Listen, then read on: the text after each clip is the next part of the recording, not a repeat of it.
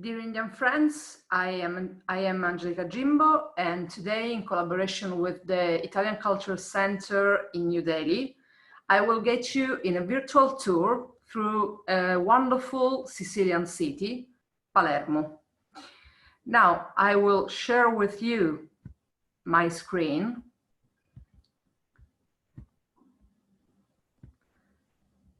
Okay.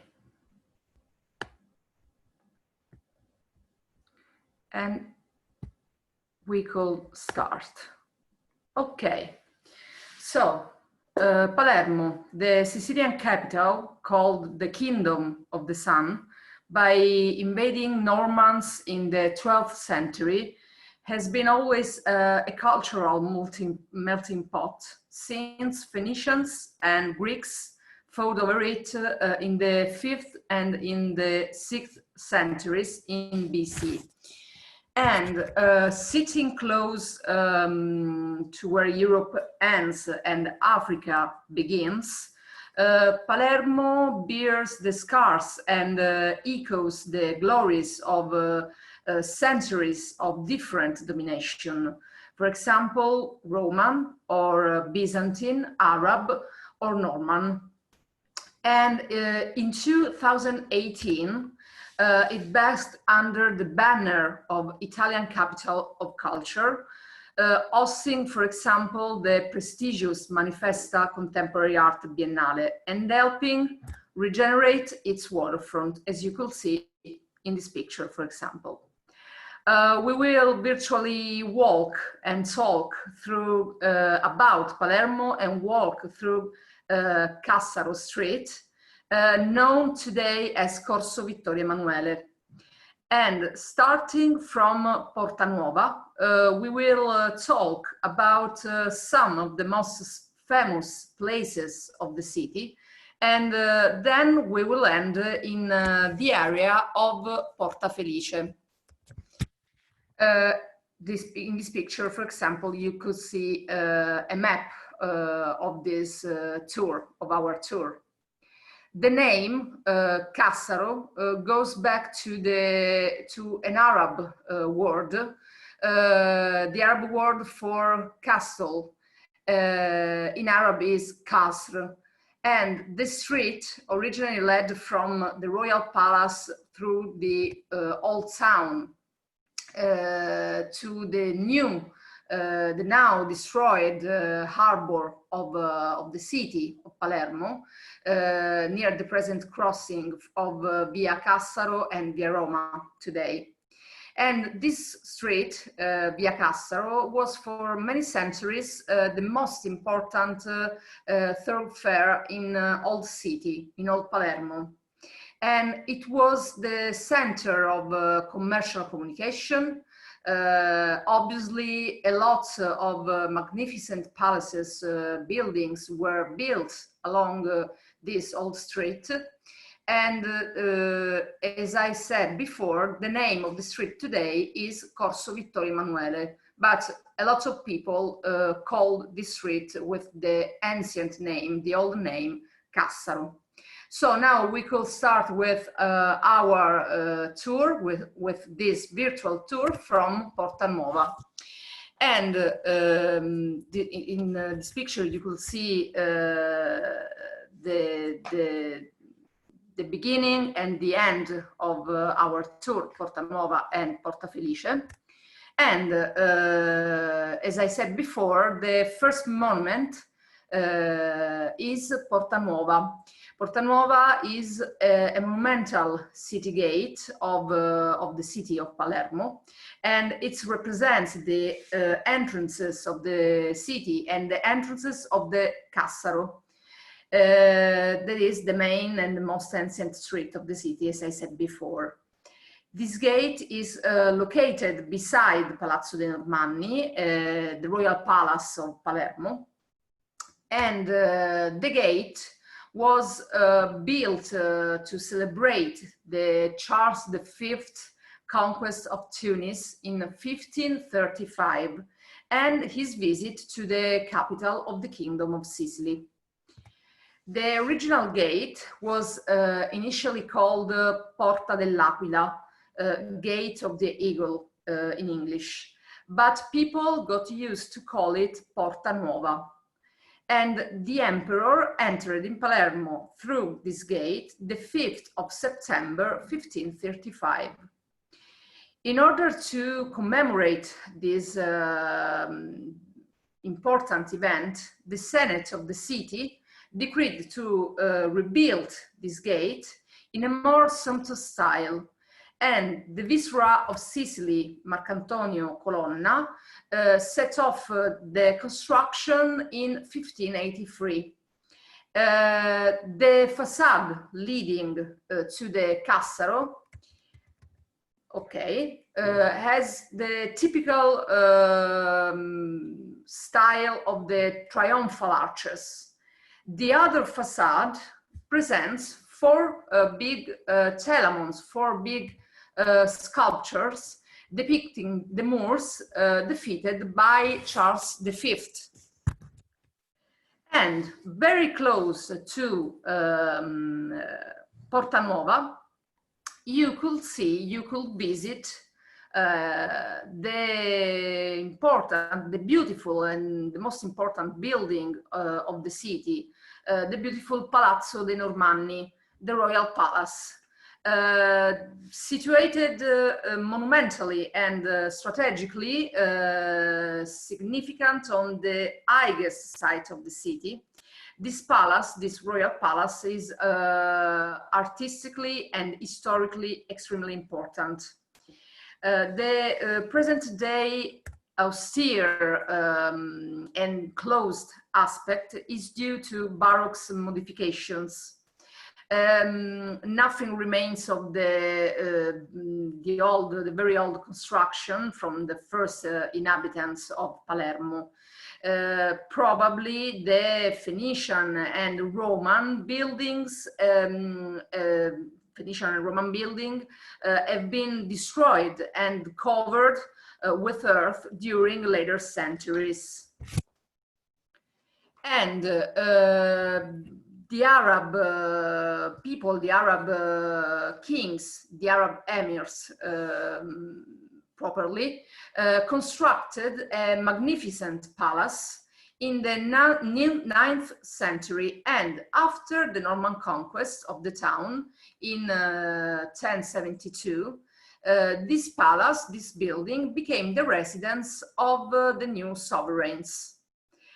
The Normans enlarged and embellished the existing palace, the existing building, which not only functioned as the private residence of the sovereigns, but also housed the guards and a silk factory called Tiras. During the reign of Frederick II, the palace was very important because this palace, the royal palace, was the meeting place for many artists, for many scientists and poets of different nationalities.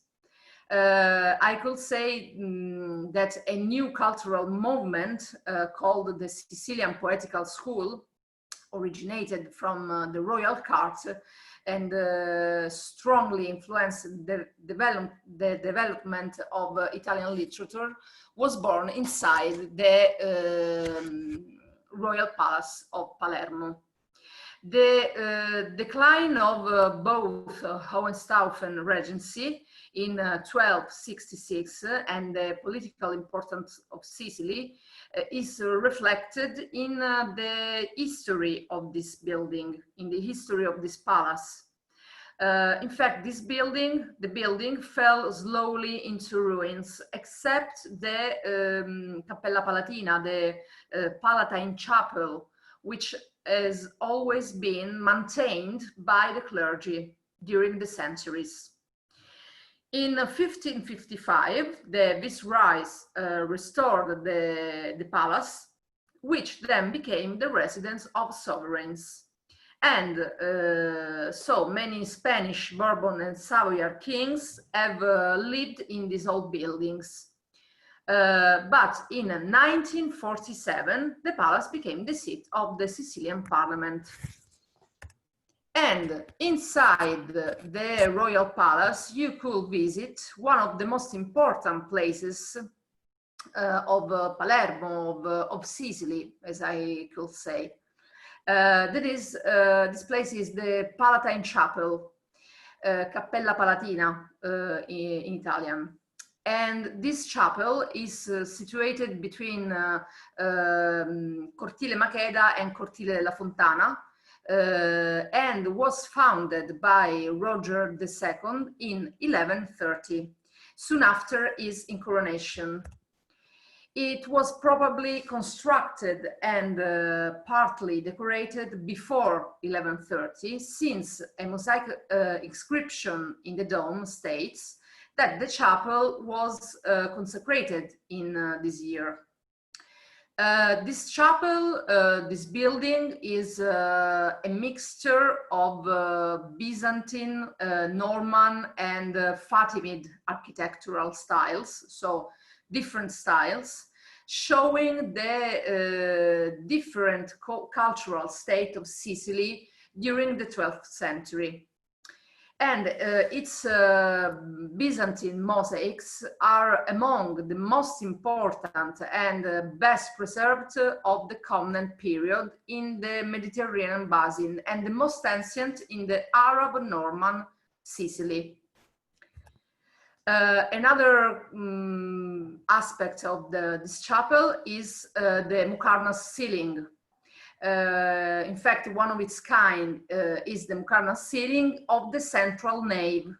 That it is currently the oldest testimony in the world of such a well-preserved wooden Mukharna ceiling, as you could see, for example, in this picture. This is the central nave of Palatine Chapel, and in this picture you could see Mukharna Ceiling. Then we could virtually come back on Cassaro Street, and now we could talk about the another wonderful place that we could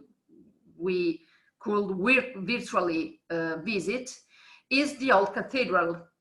This is a monument of special interest because of its history, obviously, and the works of art collected here. Many different periods of Sicilian and European culture can be studied here. Architecturally speaking, this church, in fact, is a conglomerate of many different styles, from the original Norman structure to the 18th century rebuilding. On this spot, in the early Middle Ages, there was a Christian basilica, which was then transformed into a mosque by the Arabs. Later, in the late 11th century, it resumes its original function under the Normans people.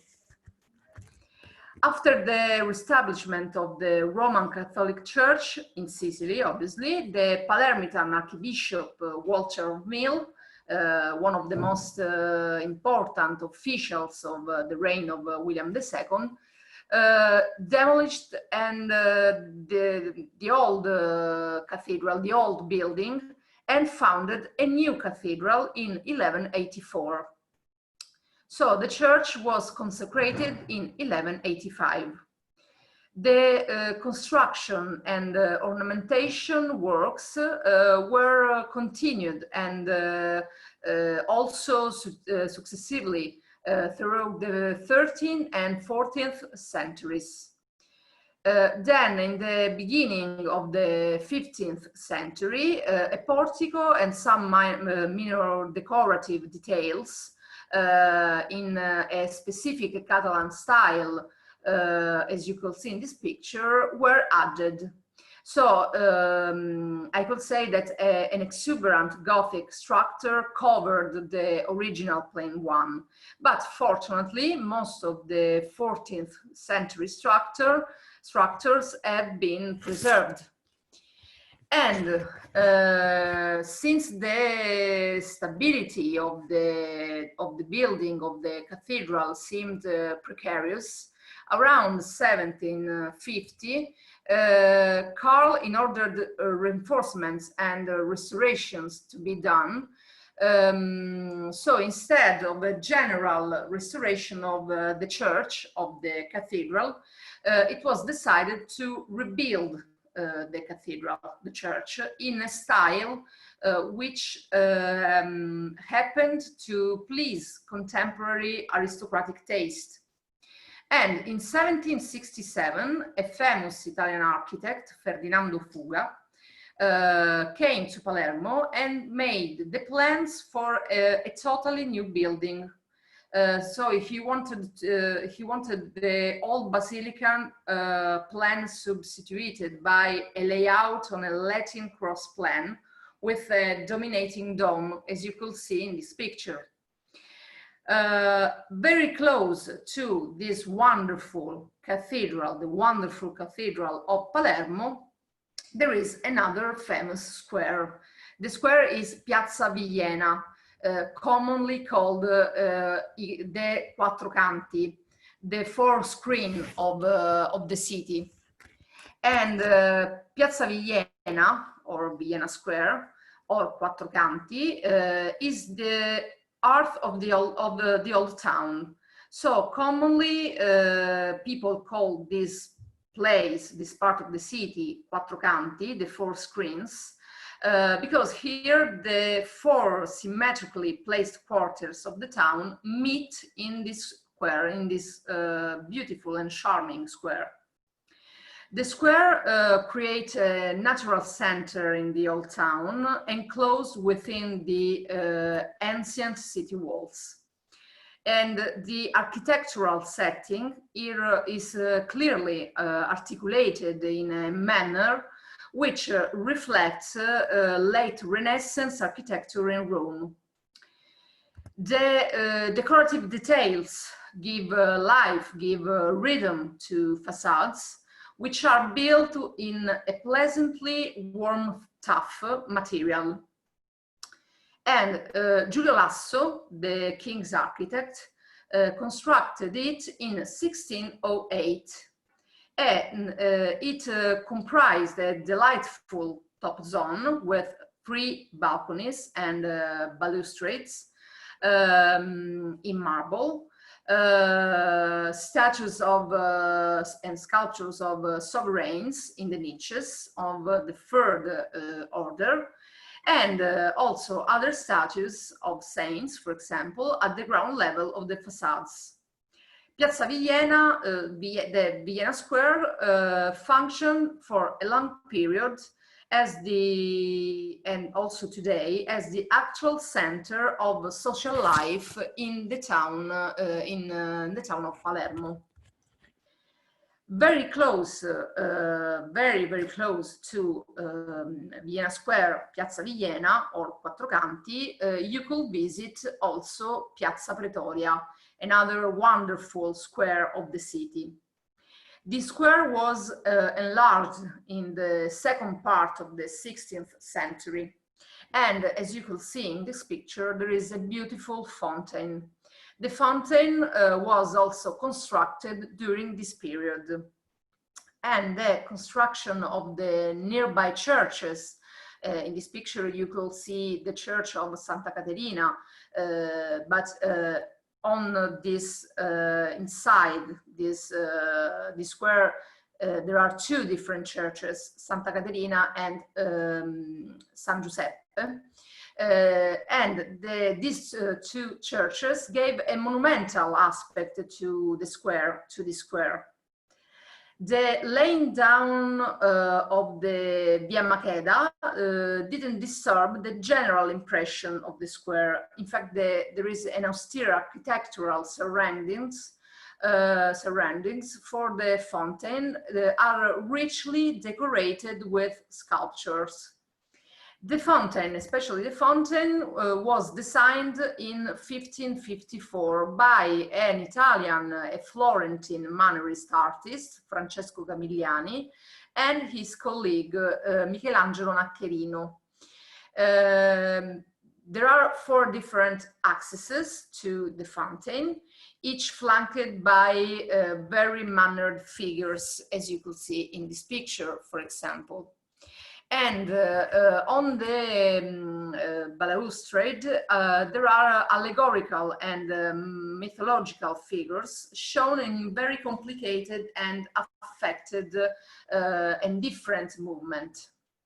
So we could see, for example, seahorses, dolphins, putti, and other fairy tale figures surround the central vessel. The lower vessel is filled with strange animal heads spouting water, with statues of sea gods and other figures from the mythological world of the sea. And in this picture, for example, you could see the different heads of animals. On the square, on Piazza Pretoria, you could see also other buildings, for example, Palazzo Gugino or Palazzo Gastone. And, for example, Palazzo Senatorio, that housed the municipality of the city.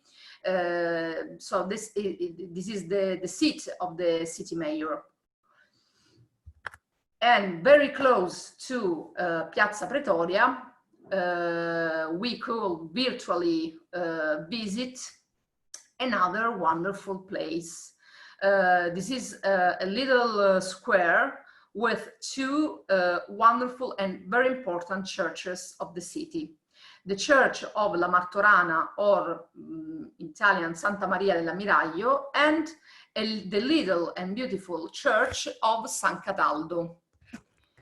The Church of La Martorana, that is called Saint Mary of the Admiral in English, is situated on a hillside site. This was originally the western limit of the Roman town, and the original structure of this church was founded by the great admiral of King Roger, George of Antioch, some years prior to 1143. And in 1221, it was given over to a Greek clergy, and in 1243, it received many donations, watchtowers, houses, servants, and also liturgical objects. In 1435, the Aragon king Frederick gave this church to the Benedictine nuns of a nearby convent, which had been founded by Eloisa Martorana. This convent now is destroyed, but this is how the church got the name La Martorana, from Eloisa Martorana. At the end of the 16th century and during the 17th century, we know of the first serious important renovations of the building. For example, we know that the church was extended westwards by demolishing the facade and extending the nave to the western wall of the courtyard. Surely the most famous part of this church, as you can see in this picture, is the decoration, mosaic decoration. In fact, the church is famous for its mosaics, and they are all from the 12th century. They are really contemporary with the decoration of the Palatine Chapel, for example, inside Palazzo Reale, inside the Royal Palace.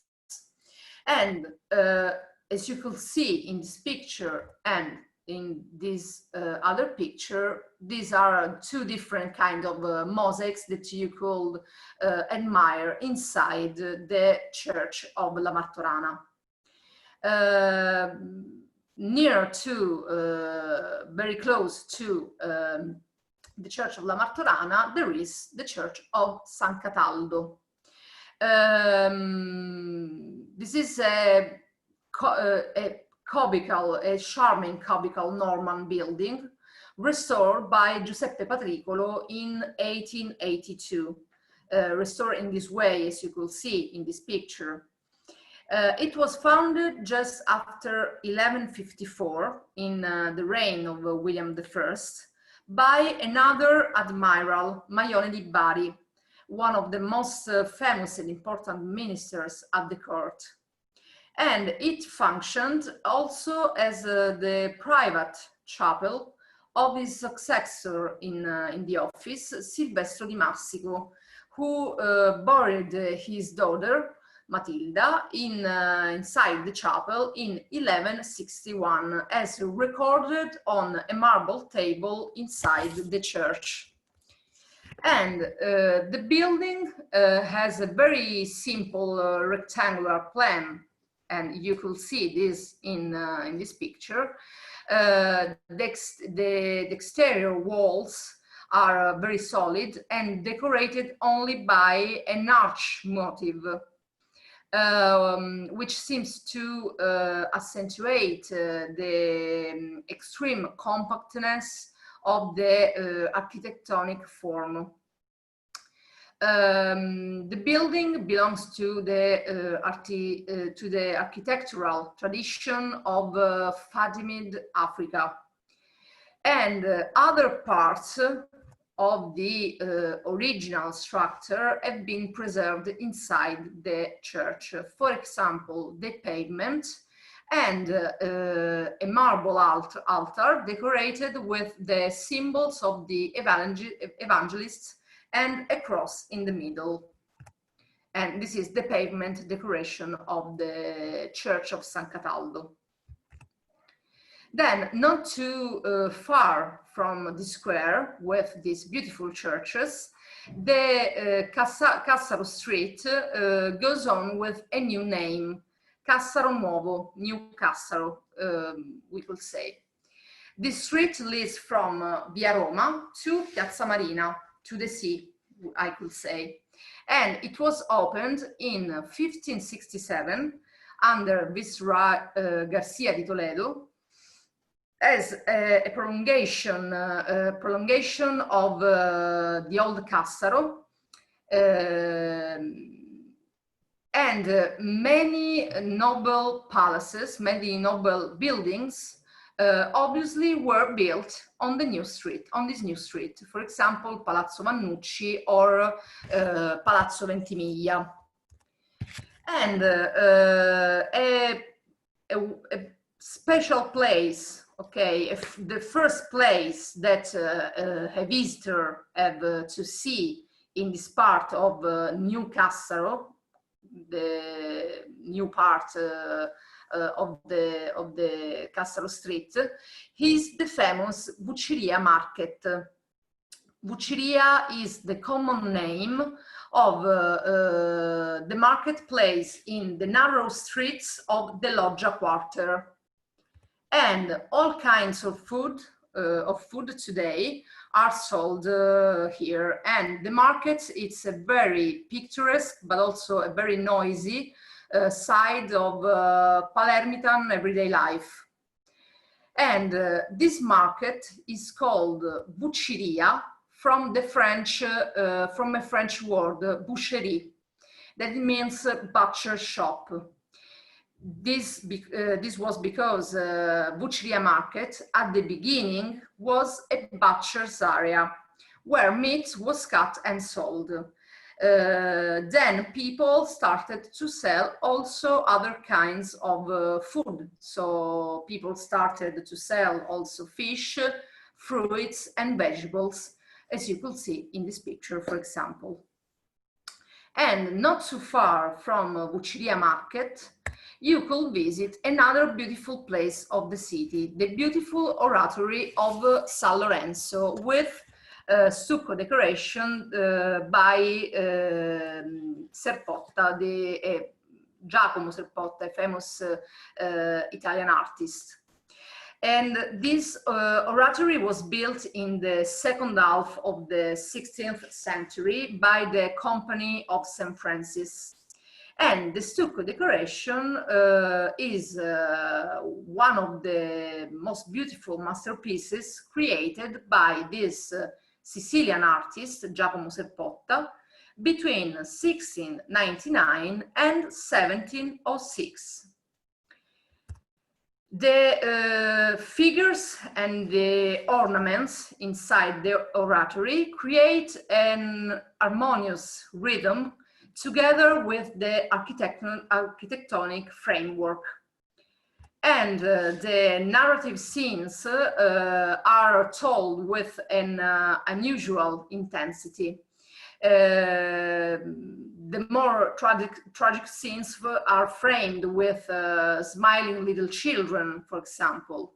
So I could say that the special artistic fantasy of Serpotta develops freely in this decoration, in this stucco decoration inside this oratory. The stucco work represents scenes from the life of St. Lawrence and the life of St. Francis, and also some allegorical motives. For example, here Misericordia and Caritas. And the altar, or here you could see the martyrdom of St. Lawrence, for example. And the altar was designed by Giacomo Amato, so another artist, another Italian artist, in 1699, but was executed by Giacomo Serpotta, always by Giacomo Serpotta.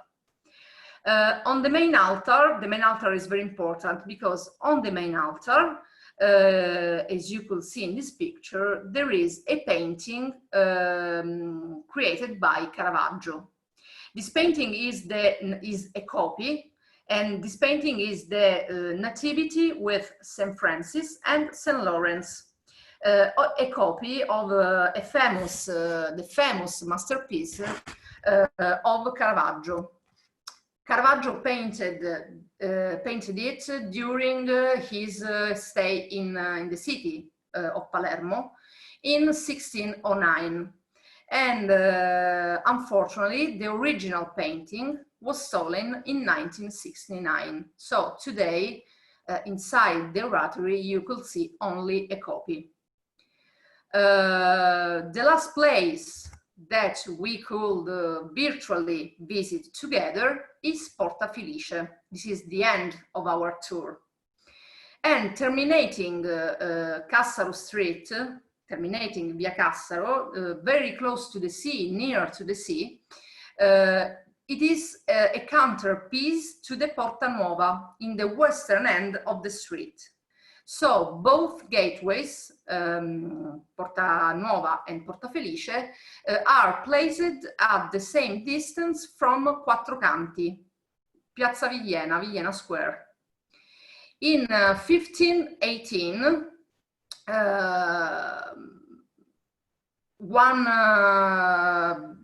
in 1581, Via Cassaro was extended from the area of Piazza Marina to the sea, very close to the sea.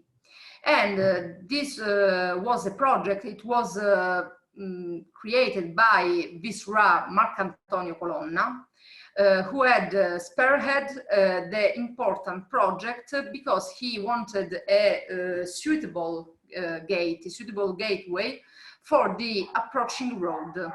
One as beautiful as the western one near the Royal Palace, so Porta Nuova. And in 1582, the first stone was laid. And the gateway was named after the wife of the Viceroy, Felice Orsini, the wife of Marcantonio Colonna. The monument was finished only in 1637, and as you could see in these pictures and in the next, this gateway has an eclectic style, and the two sides of this monument are very different, are stylistically different. The facade towards Via Cassaro Street, is a several classical structure, and the side towards the sea, or For Italico, is much more dynamically conceived, with, for example, these two big eagles with outspread wings carry the arms of the Spanish kings. Probably the original project was entrusted to some unknown architect who worked with the traditional Renaissance style of Rome. In fact, the first order and the part of the works that were executed after 1603 seems to have followed such a conventional design. And the second order, and especially the external decoration, is quite different. In this sense, we know that three different architects of the Senate worked on the new project, and these three architects were Mariano Smiriglio, Pietro Novelli, and Vincenzo Tedeschi. This explains the stylistic divergence between the two orders, the lower one being calm, the upper one marked by a certain nervousness with a rich baroque decoration. So this was the last monument of this virtual tour in Palermo. I hope you enjoy it, and thank you very much, and greetings from Palermo. Bye.